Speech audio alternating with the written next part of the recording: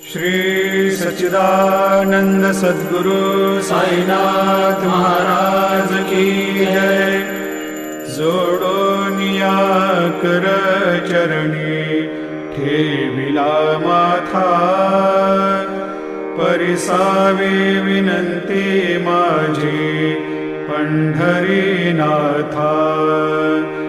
असो नसो भाव आलो तुझिया ठाया, कृपा दृष्टी पाहे मजकडे सद्गुरु राया।